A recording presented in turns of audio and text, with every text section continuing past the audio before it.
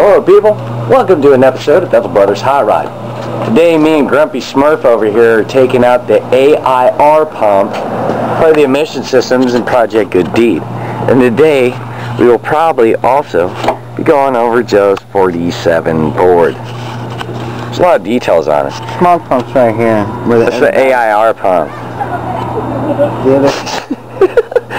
Did you camera people hear what that girl said? Out in the center, but all these battery trays just like the other one, either 1/2 inch or 13 millimeter. Take that one bolt out, and it lifts out as a unit. Disconnect the one hose, the one clip, and then pop the clip off the other wire, and you're good. It comes right out. Dude, you talk like that with some NASCAR taking it apart right there.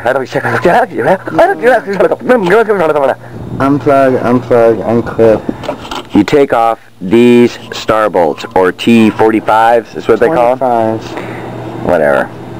Pop those out, take it off, and the parts... Show me that when we get down. Let me get it all out. There's some trouble code shooting up, saying there's a problem with the air being pumped back, and sometimes these little fan motors inside them get debris or moisture buildup, and they fail, and you'll get a bad... The clip was unclipped. The clip was unclipped? Might as well replace it. I already got a part. Yeah, just try not dropping so many parts down there. It's just tools. But we'll show you some of this and some of the 47. Now we gotta figure out where the fuck that's. So we found out one of the tubes is busted off. So we gotta figure out what that went to. And something else that is recommended when you do these, when you take the hoses off, take them completely off and blow them out. Sometimes they get junk in them. They also recommend, if you don't blow them out, to get brand new tubes and put them on. These are all fairly in good shape. We'll still blow them out, but that's what they recommend. And before you break these bolts, flip it upside down and squirt squirrel juice in the squirrel hole. Squirrel juice! In the squirrel holes, and then flip it back over. Break these four. T25. Turn it up, pointing towards the camera. Stars. And break them loose with a small ratchet, man. And this brought to you by Klaus Aller. If you guys haven't had these here, these are a German non-alcoholic beverage. They're very good. And see, some of these are dirty and you gotta clean them out, and if you don't, it blows more junk in them. It's a very wimpy pump, so like anything could get in there. hey, I got an idea. Buy something pre-75. Yeah, well, It's a great idea. Try it. this is part of your idea. Anyway, you take those out.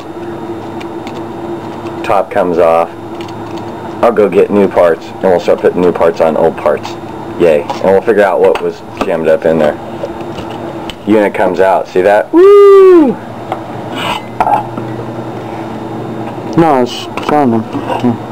We're helping. Okay. Your left hand, I'm right hand.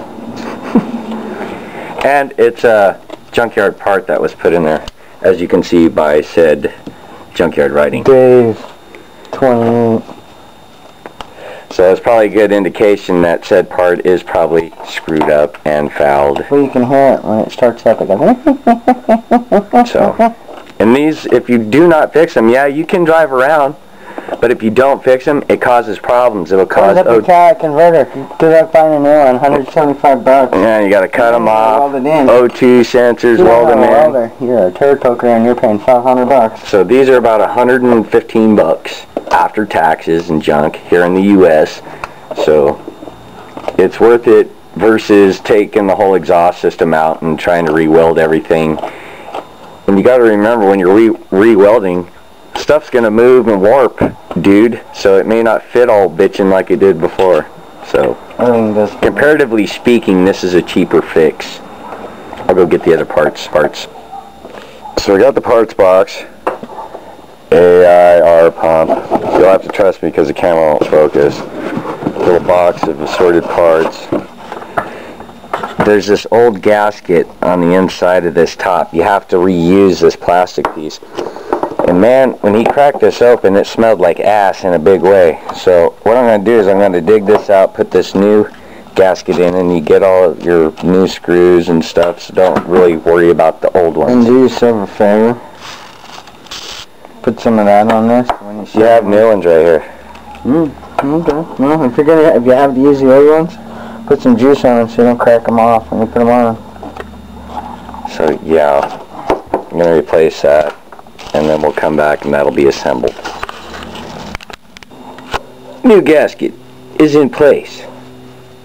New little rubber mounty things of doom. And sometimes you gotta pull a little rubber piece out, like this. Just pull the pin out and flip it over. Pay attention to yours when you take them off. Because mine and the kit were upside down. As long as you just flip them over. It's no big deal.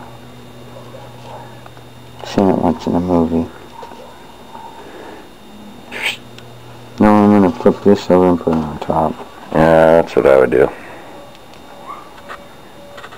Ta-da. Yeah, I should have marked it. Oh, there's a hole right there, man. It's self-explanatory. And then put your star bolts back in. And you're done. You just replace and reclip and hoo-ha-ha. Using a scrap piece of hose, Joe and I reconnected this piece right there that was disconnected. I don't know if that's showing up or not. This one was also disconnected, these little vacuum lines, so maybe that was part of the problem. That goes down as such. Hood's down, we reinstalled said A.I.R pump. Joe plugged in the code reader, and what we did know is that after you unplug these, every trouble code that it can possibly make comes up. So basically what it says to do is clear all your codes, drive it. If they keep coming up, there's two valves. One that is right next to the pump, it's a little plastic one, and then one over by the spark plugs and the manifold on the driver's side. It's those two valves. So those are a piece of cake. Piece of cake. And the reason this stunk so bad is these are charcoal filtered, and it sucks all the dirty nasty stuff in. That's why it stinks. Alright, so Project Good Deed is done. Give you a little more in-depth on Joe's 47 Ford. Lots of chrome, Lakewood pipes. This thing is so tricky, it's even got Ford little icons on the hubcaps. Old Acme beer can back here. Dad probably put that on to keep it from hitting his trailer. This chrome up here is kind of wore out, could be replaced. It's starting to show signs of wear. These are actually illegal in California. This dot, if a cop wanted to, they could fine Joey for having these. A little bit of paint work back here. Cool old plates. 19. What a 7. Trailer hitch for pulling the trailer. I was talking to Joe that maybe we should extend this out, you know, a little further. Yeah, it looks cool all tucked up there, but when you're turning that trailer, because it's so tight, you can barely turn 12 degrees and it's ready to hit that. In fact, when Joe was going to back up the trailer, he almost ate all this. I'll show you the motor since dude's got the hood up. You gotta take the bra off. You gotta take the bra off. There's the motor. It's pretty clean. Dad used the chrome alternator like I did on Sam. He didn't get the one wire though. Dude, look at that old fan on that motor. Ooh, brass. Nice. It's pretty clean. Dad likes keeping lines tight too, so. And you got a chrome coil. Ugh. Some cheesy body work on the hood though. Don't look up there. Don't look up there. Braided steel over his lines. Ooh, those are nice headers though. I'll give you that. Those are really nice headers. Clean lines, man. Doesn't look like there's a lot of leak. Mechanical fuel pump. That's funny, the valve covers were leaking. I had to tighten them up. Oh yeah? But those are nice headers, man. Look at that plate on them. I started hearing a click, click, click, click, click, click, click, click. I'm all hot. I don't know. The headers were coming loose in the back. Oh yeah? I found it. Take it to tack. Yeah. I don't know if the camera will show the detail in these flames. Maybe if it follows it, my shadow. But apparently the guy that painted these laid down some gold flake in there. And man, it really... You'll see that if it's washed. Yeah. Maybe get some springs that can keep a hood up instead of this cool... yeah, but those are chrome. Yeah, it's a chrome pipe. Dad had this bra made, yeah? Springs. Yeah, I got to. Really? I'll go down to Walmart and be like, yeah. There it is without the bra on, all nice and chromed out. The inside of the Ford decal could use a little touch up with some paintage, but other than that, I mean, considering how old it is, it's really hard to find badges and grill parts. These things are thin, man. Somebody could just go up, I could knuckle this right now and it'd be screwed up and hard to replace. Other than that, everything's in really good shape. I can show you some more of the inside. Alright, suicide doors in the back. Lots of leg room. Little fat pig up here. Always got a talkie thing whenever he's not talking. Big sunglasses. Those are rad. But it's very spacious. Really nice headliner. The interior's in great shape. No holes.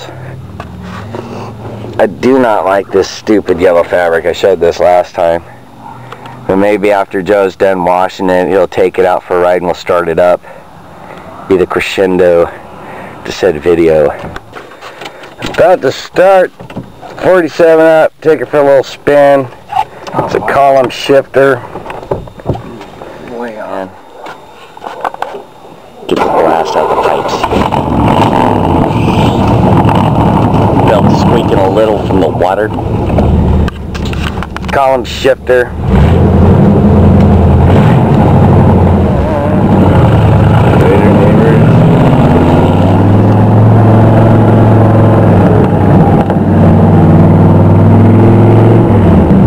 Drives pretty smooth. Now today is Super Bowl Sunday, so there isn't a whole bunch of people out on the road. So, you on the road.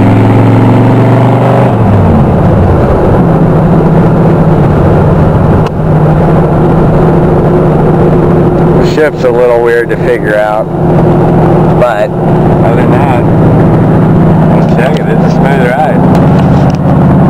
There you have it, people. Ride around in Joe's Hot Rod. Fixed project, Good Deed. I'm gonna go try to enjoy the rest of the day. Maybe have another selected non-alcoholic beverage imported from Germany. So until then, babies, peace out. May your ride be as smooth as this one.